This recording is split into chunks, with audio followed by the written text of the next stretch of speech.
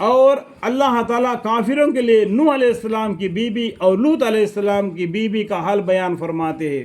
کافروں کے لیے اللہ تعالیٰ فرماتے ہیں نوح علیہ السلام کی بیوی اور لوط علیہ السلام کی بیوی کی حال بیان فرماتے ہیں۔ وہ دونوں ہمارے خاص بندوں میں سے دو بندوں کے نکاح میں تھے، یعنی نوح علیہ السلام کے نکاح میں تھے اور لوط علیہ السلام کے نکاح میں تھے وہ بیویاں، لیکن ان لوگوں نے نافرمانی کر کے اللہ کے عذاب میں مبتلا ہو گئے۔ تو ہدایت دینا اللہ کے قبضے قدرت میں ہے، پیغمبروں کے قبضے میں نہیں۔ پیغمبر کے قبضے میں ہدایت دینا اگر ہوتا تو اپنے بیوی کو ہدایت دے سکتے، لیکن یہ اللہ تعالیٰ بتاتے ہیں ان آگ سے ڈراؤ اپنے گھر والوں کو، جہنم کے آگ سے، تاکہ تم ہدایت پاؤ۔ لیکن ہدایت دینا اللہ کے قبضے قدرت میں ہے۔ اللہ تعالیٰ کافروں کے لیے نوح علیہ السلام کی بیوی اور لوط علیہ السلام کی بیوی کا حال بیان فرماتا ہے، اور وہ دونوں ہمارے خاص بندے میں سے دونوں کے نکاح میں تھے۔ ان عورتوں نے ان دونوں بندوں کا حق ضائع کیا، ان پیغمبروں کا حق ضائع کر دیا، ان کو دنیا میں بے شرم بنا دیا۔ دیکھو لوگوں کے سامنے اپنی خود کی بیوی اگر اس طریقے سے کرتی ہے تو لوگ اس کو کس طریقے سے مذاق اڑاتا ہے، تو اس نے ان کا حق ضائع کیا۔ تو وہ دونوں نیک بندے اللہ کے مقابل میں ان کے ذرا کام نہ آ سکے۔ دیکھو وہ دونوں بندے جو پیغمبر ہے، نوح علیہ السلام بڑے پیغمبر ہے، لوط علیہ السلام بڑے پیغمبر ہے، پھر بھی تو دونوں نیک بندے اللہ کے مقابل میں ان کے ذرا کام نہ آ سکے، اور ان دونوں عورتوں کو بہت کافر ہونے کے حکم ہو گیا، اور جانے والوں کے ساتھ تم دونوں بھی دوزخ میں جاؤ۔ اللہم اغفر لی، اللہ تعالیٰ بولتے ہیں ان دونوں عورتوں کو بہت کافر ہونے کے حکم ہو گیا کہ وہ جانے والوں کے ساتھ دوزخ میں داخل ہو، دونوں بھی دوزخ میں داخل ہو۔ اس کے بعد میں اللہ تعالیٰ مسلمانوں کے روح دل افزائی کرنے کے لیے اللہ تعالیٰ اور کیا فرماتے ہیں، اللہ تعالیٰ مسلمانوں کے تسلی کے لیے، جو میں نے بتایا نا تسلی کے لیے، مسلمانوں کے تسلی کے لیے فرعون کی بیوی حضرت عائشہ رضی اللہ عنہ، فرعون کتنا بڑا کافر تھا، موسیٰ علیہ السلام کا قصہ پڑھنے سے آپ کو معلوم پڑ جائے گا کہ فرعون کتنا بڑا کافر تھا۔ وہ خود اللہ کو بول کے یہ دعویٰ کرتا تھا، لوگوں کو اس سے عبادت کروا لیتا تھا، یہ ایک انسان ہے، اس کو موت آئے گی، اللہ کو کبھی موت نہیں آئے گی۔ تو یہ فرعون ابھی رہ گیا ہے کیا؟ دیکھو ابھی رہ گیا ہے کیا؟ وہ مر گیا کیا نہیں؟ تو مرنے والا اللہ کیسا ہو جاتا ہے؟ اللہ تعالیٰ ہمیشہ زندہ رہتا ہے۔ اب آیت الکرسی پڑھیں گے تو اس کا معنی آپ کو معلوم پڑ جائے گا، ٹھیک ہے۔ فرعون کی بیوی حضرت عائشہ رضی اللہ عنہا کا حال بیان فرماتا ہے، جبکہ ان کی بیوی نے دعا کی، جب وہ کیا کرتا ہے، جو ان کے بولتے ہیں باتوں میں آتا ہے کہ وہ اپنی چوٹی سنوار رہی تھی، جب ہاتھ میں سے جو چوٹی سنوارے کا چیز ہے نا جو گر گئی، تو اس نے بسم اللہ کر کے اٹھا لیا۔ تو یہ بات جو کافر فرعون نے سنا، تو اس نے کہا کہ تم کیا ایمان لائی، تم ایک اللہ پر ایمان لائی مجھ کو چھوڑ کر، جو محمد صلی اللہ علیہ وسلم کے اللہ پر ایمان لائی۔ اس طریقے سے وہ کیا گیا، غصے میں آ گیا۔ جبکہ ان کی بیوی نے دعا کی، اس ٹائم پر ان کو سزا ایسا دیا، ان کو بالکل ننگا کر کے اور ریت کے گرم ریت کے پر لٹا دیا اور ہاتھوں میں میخیں لگا دیا۔ اس ٹائم پر انہوں نے اللہ سے دعا مانگی، رب ابن لی عندک بیتا فی الجنۃ ونجنی من فرعون وعملی ونجنی من القوم الظالمین۔ وہ کیا دعا مانگے، رب ابن لی عندک بیتا فی الجنۃ ونجنی من فرعون وعملی ونجنی من القوم الظالمین۔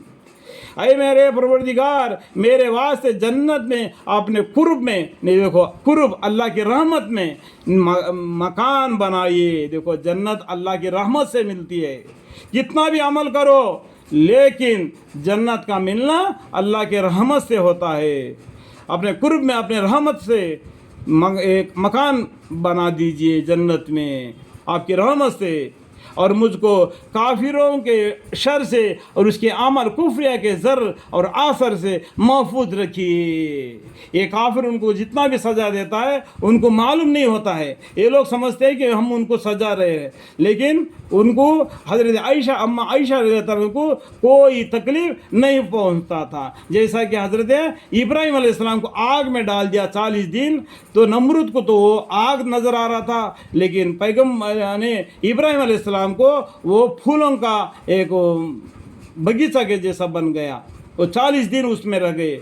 اور مجھ کو تمام ظالم یعنی کافر لوگوں سے محفوظ رکھیے۔ دیکھو اللہ تعالیٰ سے انہوں نے دعا مانگے، اور مجھ کو تمام ظالم یعنی کافر لوگوں سے محفوظ رکھیے۔ یا اللہ تیرے رحمت سے مجھے جنت میں ایک مکان بنا دیجیے، اور مجھ کو فرعون کے شر سے اور اس کے عمل کفریہ کے ضرر اور اثر سے، یعنی فرعون کے جو عمل ہے اس عمل سے مجھے محفوظ رکھے، کیونکہ اس کی بیوی ہے نا، اس لیے اس کے عمل سے مجھے الگ رکھیے۔ یہ اللہ تعالیٰ نے مسلمانوں کے تسلی کے لیے فرمائے، اور مجھ کو تمام ظالم یعنی کافی لوگوں کے لیے اور کافی لوگوں سے محفوظ رکھیے۔ رب ابن لك بيتا في الجنة ونجني من فرعون وعمله ونجني من القوم الظالمین۔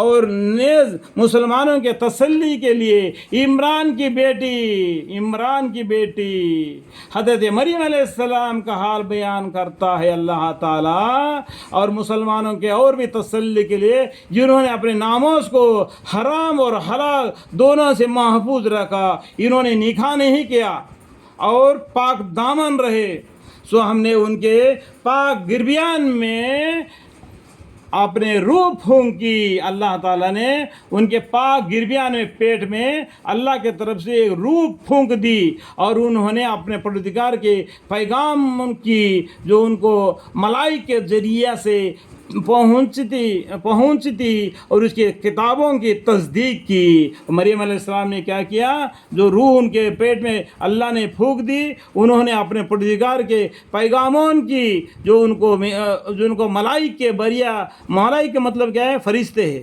کہ ملائکہ کے ذریعہ پہنچی تھی، اور اس کی کتابوں کی تصدیق کی، اور ہدایت والوں میں سے تھی۔ وہ کیا مریم علیہ السلام ہدایت کرنے والوں سے تھی، اللہ تعالیٰ کے سامنے اللہ سے عبادت کرنے والی تھی۔ قرآن میں ایک جگہ پر فرمایا یا مریم اقنتی واسجدی وارکعی مع الراکعین، اے مریم علیہ السلام تو رکو اور سجدہ کرو ان لوگوں کے ساتھ جو رکو اور سجدہ کرتے ہیں۔ رکو سجدہ کون کرتے ہیں؟ مسلمان کرتے ہیں۔ یا نصرانی لوگ کیا بولتے ہیں؟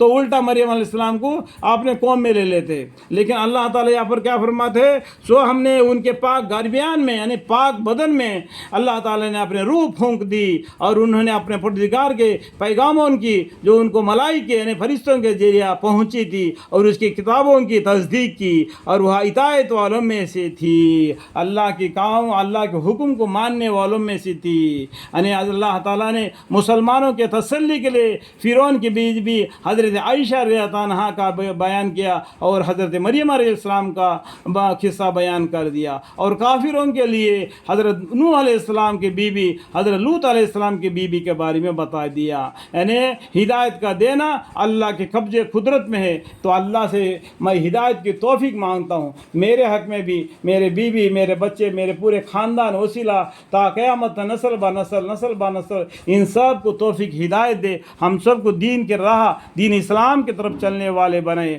اگر ہمارے قدم پھسل گئے تو آپ سنبھالیے اور دین اسلام کے طرف رہنے کی توفیق عطا فرمائیے، آپ کی رحمت سے ہمیں جنت عطا فرمائیے۔ یہ دعا میرے آل حق کے لیے میں یہ دعا مانگتا ہوں۔ یا اللہ میرے دعا کو محض آپ کے فضل و کرم سے، قرآن شریف کے برکت سے، حضرت محمد مصطفیٰ صلی اللہ علیہ وسلم کے صدقے طفل سے قبول اور منظور فرما، آمین ثم آمین، والحمد للہ رب العالمین۔